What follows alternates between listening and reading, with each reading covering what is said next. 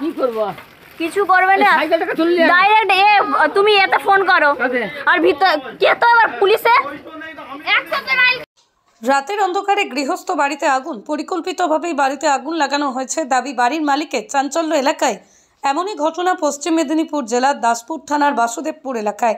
জানা যায়, বাসুদেবপুর এলাকার বাসিন্দা জয়প্রকাশ চট্টোপাধ্যায় মাটির বাড়িতে গতকাল গভীর রাতে আগুন লাগে।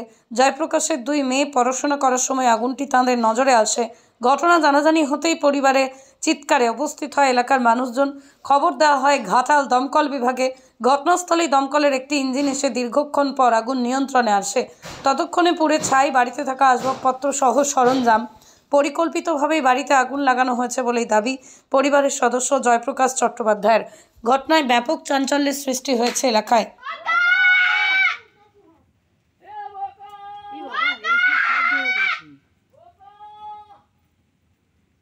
দিদি ভাগ্যিস আমাকে বাঁচালি, মরেই যেতাম। চুপ কর। আরে সব জিনিসগুলো বের করতে হবে, সব জিনিস বের করতে হবে। জেঠুবা তুমি সব ইয়ে করনি, চলে এসো।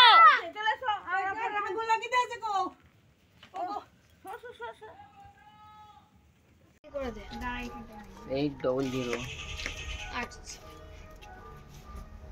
800 বলবো যা বলবে মাস্টারমশাই বলবে, মানুষের পাশে থাকতে হবে না, মানুষের তাই তো আমাদের কাজ। এই জন্যই তো ছুটে এসেছি বাজারটা।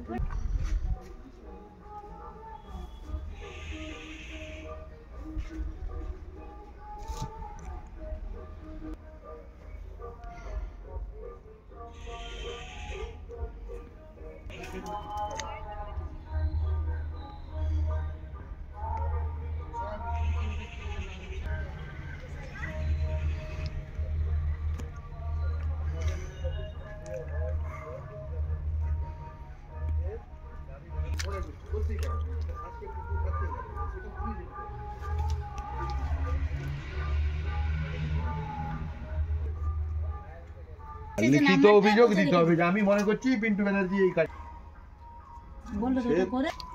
দিদি নাম্বার। মাস্টারমশাই তো ওই থানা পুলিশ সম্পর্ক। ওই তুই এটা লিখে দেন আমাকে, আমার মাথায় এখন কাজ করে না।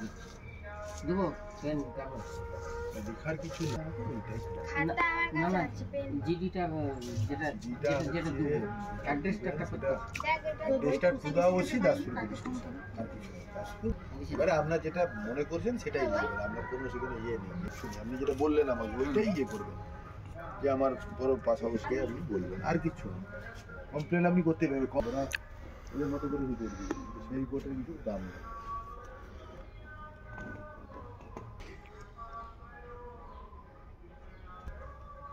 এখন এসআই আমাদের মেজবাবু আছে, তরুণবাবু, তারপর বড়বাবু আছে, আরও এখন 3-4 এসে গেছে, 3 জন আছে, 3 জন আছে।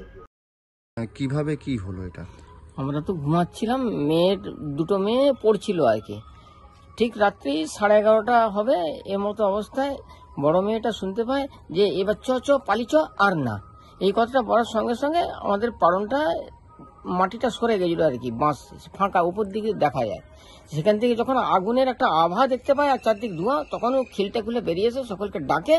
সে তিরপল দেওয়া ছিল খড়ের চাল, হু হু করে ধরে যায়, কোনো কিছুতেই কিছু করা যায়নি।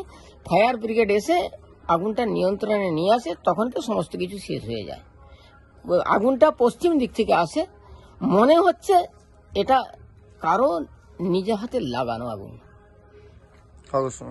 মানে কেউ ইচ্ছাকৃতভাবে? হ্যাঁ, ইচ্ছাকৃতভাবে এটা করেছে, কারণ এর আগে অনেকবারই থ্রেট দিয়েছিল যে পুড়িয়ে মেরে দেবো, কি করে ঘর করি সেটাই দেখবো।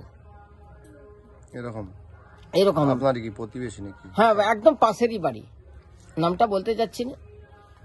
আপনার নাম? আমার নাম জয়প্রকাশ চট্টোপাধ্যায়, বাড়ি? গ্রাম বাসুদেবপুর, পোস্ট শঙ্করপুর। তো স্থানীয় জনপ্রতিনিধি হিসাবে এসেছেন, কি দেখলেন, কি বলবেন? আমি আজ সকালবেলায় খবরটা পাই। খবর পাওয়ার পরেই আমাদের গ্রাম পঞ্চায়েতের প্রধান মহাশয় আমাকে ফোন করে জানায় যে আমাদের বাসুদেবপুর গ্রামের জয়প্রকাশ চট্টোপাধ্যায়ের বাড়ি কাল রাত্রি 1টার সময় বা 12টা এরকম হবে সময় আগুন লেগে পুড়ে গেছে। তো সঙ্গে সঙ্গে আমি এসে দেখলাম যে সত্যিকারই বাড়িটি যেভাবে পুড়ে গেছে, ভালোই ক্ষতিগ্রস্ত হয়েছেন ওনার ফ্যামিলি। বাড়ির পুরো যে ত্রিপল দেওয়া ছিল, খড়ের যে চাল ছিল সমস্ত নষ্ট হয়ে গেছে। আমি ভিতরে ঢুকে দেখলাম যে বই থেকে শুরু করে আসবাবপত্র অনেক কিছুই নষ্ট হয়ে গেছে। তো এই মুহূর্তে আমরা গ্রাম পঞ্চায়েতের পক্ষ থেকে আমাদের প্রধান ত্রিপল এবং কিছু চালের ব্যবস্থা করে দিয়েছেন। আমি আমাদের গ্রাম পঞ্চায়েত সমিতির সম্মানীয় সভাপতি সুকুমার বাবুর সঙ্গে যোগাযোগ করেছিলাম। উনিও বলেছেন যে একটা ছবি, একটা আবেদন করে কালকে নিয়ে গেলে আমরাও গ্রাম পঞ্চায়েত সমিতির পক্ষ থেকে যথাসম্ভব সাহায্য সহযোগিতা ওনাদেরকে করবো। তবে এই ঘটনা নিন্দনীয় ঘটনা, যেটা মাস্টারমশাই বলছেন যে কেউ বা কারা যদি এইভাবে আগুন লাগিয়ে দেয় একজনের বাড়িতে, এই খুবই মর্মান্তিক ঘটনা। এই ঘটনার আমি তীব্র নিন্দা করছি। তার কারণ একজন মানুষের জীবন আগে। আমরা জনপ্রতিনিধি হিসাবে যেখানেই কোনো মানুষ কোনো কষ্টে থাকে আমরা সঙ্গে সঙ্গে ছুটে যাই। আমিও খবর পেয়ে সঙ্গে সঙ্গে ছুটে এসেছি যাতে ওনাদের পাশে দাঁড়াতে পারি। আমাদের গ্রাম পঞ্চায়েত এবং পঞ্চায়েত সমিতির যতটা সম্ভব সহযোগিতা আমরা ওনাদেরকে করব। আমি ব্যক্তিগতভাবে এখানে এসেছি, দেখলাম। আমি সমস্ত রিপোর্ট আমাদের সভাপতিকে জানাবো। প্রধানও এসেছিলেন, তিনিও দেখে গিয়েছেন। তিনি ইতিমধ্যে চাল এবং ত্রিপল পাঠিয়েছেন। আমি চেষ্টা করব তার সমস্তভাবে পাশে থাকার জন্য, তাকে সাহায্য সহযোগিতা করতে পারি। এই ঘটনার যিনি করেছেন তার তীব্র নিন্দা করছি, যে এই ঘটনা ঘটানো ঠিক নয়। ব্যক্তিগত আক্রোশবশত যদি কেউ ঘটিয়ে থাকে সেটা আমার মনে হয় খুব গর্হিত কাজ। আমরা সবসময় ওনাদের পাশে আছি, এই কথা আমরা আপনাদেরকে বলতে চাই, যাতে উনি আবার পুনরায় সুন্দরভাবে বসবাস করতে পারেন সেই ব্যবস্থা আমরা চেষ্টা করব ওনাদেরকে করে দেওয়ার জন্য।